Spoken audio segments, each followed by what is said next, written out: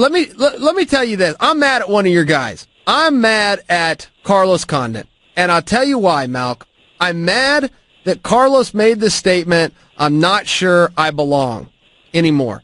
He could not be further from wrong. It's the wrong self-assessment. He's one of the greatest fighters, not just of the division. He's one of the greatest fighters, period, with his skill set, with his tenacity, with the schedule, with the people he's been in there with, two world championships himself.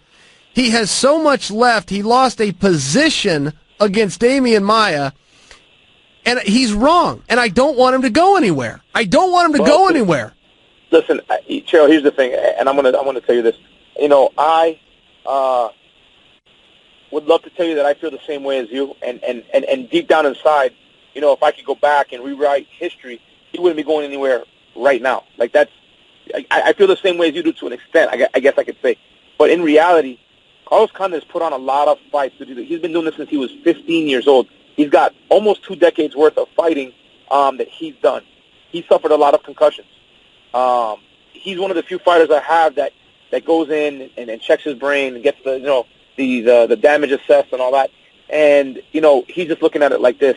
He took a hard shot from Maia, which caused him to kind of cradle up a little bit, get that position for him to lose, and for Maia to be able to sink in the rear naked choke. The way I look at it is that if a fighter, comes to me and says, "Hey, Malk, I don't know that I can take this much more damage. My head's, obviously the most important part of my body is my brain, and I don't know that I want to take any more damage." I can't argue with that. If he told me, if he was perfect, if this was his, 10th fight and never took no damage, and he didn't have a fight with Robbie Lawler the way he did, and all that fight with Nick Diaz, and his fight with George St. Pierre, and those were 5-round fights that went the distance, that there was damage given on both sides, and and I'd probably talk him out of it. I'd be like, Carlos, look, man, 10 fights in, dude, one little slip up, no big deal, but he's literally telling me, he's like, "Malki, I took that shot, and it caused me to do this," and he's not the type of guy that's going to be involved if he mentally doesn't feel like he can perform to the best of his ability, and that includes taking shots. So going back to you've heard the big thing with concussions in the NFL. It's also something that our sport has been looking at. Lorenzo was getting ahead of it, and they were doing the stuff with the government as far as tracking it and checking it out. Carlos was one of those guys that really takes that stuff to heart and really, really, really is cognizant and aware of where his head's at. And I don't mean as far as mentally, being in it. I'm talking about more like his head as far as the damage his brain is taking, not taking, how he's able to recover. You know what I mean? All these different little things. So he's just looking at it like, here I am right now. I'm in my prime as a fighter and as a human being. And, I've got some symptoms. I wake up sometimes with some headaches. He's more worried about that than he is about continuing to fight. Does that make sense? Yes, it does, and that actually changes things a lot. I did not know. I thought he was talking purely from a skill standpoint. What you just said changes some things, and I'm glad he has that self-awareness. But yeah, he's been in some wars. But Malk, he's so good, man. In other words, let me put it like this. If this was maybe 5 years ago, I think Carlos Condit, just says, well, hell, you know what? He caught me today. That was in the story. That was it. I don't even know that Carlos Condit 5 years ago, takes that shot and it really even affects him like that. I think, he would have just, muscled through it or toughed it out if that's, an appropriate, way to describe it.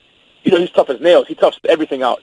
I just think that, he's getting to a point where dude, listen, I'm proud of him because he can sit there and say, this is what it is. I don't know that I want to keep doing it. And so right now, all he's doing is just, he's just taking his time. He's thinking about it. He reviews it to see how he feels. Maybe a month from now he wakes up, nothing's going on, goes and gets his head checked. You know what I mean? His brain is perfectly fine, is normal. There's no damage, nothing. And maybe he says, hey, you know what? I want one more fight. For me as a manager, I'll tell you like this, dude. My guys' safety is so important to me. Like I get guys that'll call me like, dude, I broke my finger. I'm just gonna tape it up. No, you're not. We're just gonna pull you out of the fight. And then they get mad. So a lot of times guys don't want to tell me what's up because I'm the guy that says, hey, we're not gonna fight today. As much as the UFC or any promotion might get upset because the guy might be willing to tough it out, I'm more like, hey, let's just pull you out. I'd rather be on the safe side. And so as a manager for Carlos, I'm definitely on that side. But then there's the other side of it, right? Like we all know Carlos Condit, NBK, natural born killer, the guy that's put on all these wars for us. I didn't want to see him go out like that. I'd have much rather, him get, one more fight for him to win, and then for him to go out, on his show in that manner.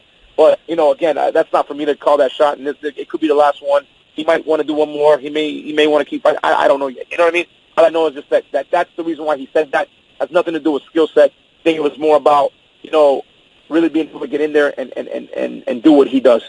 Yeah, well, that changes things. The way you just said that does change things. A totally different perspective on it. So, all right, well, then we'll just defer to Carlos and his decision. I can only tell you as a fan, and take the stuff you just shared out of it. If we're talking skills and memories, man, if it's his last one, I got to know ahead of time, because I got to be able to watch it and enjoy. I will sincerely miss Carlos Condit if he's gone. I guess that's my point.